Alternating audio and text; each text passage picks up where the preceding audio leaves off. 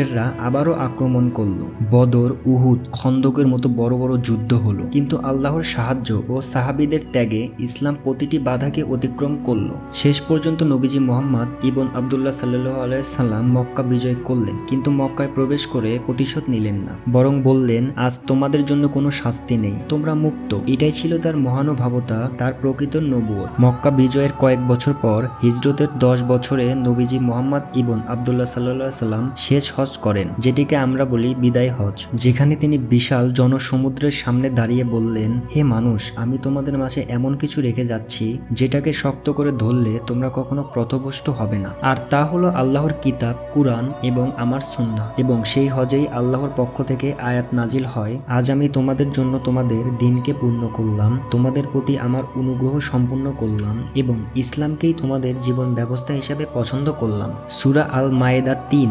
এর কিছুদিন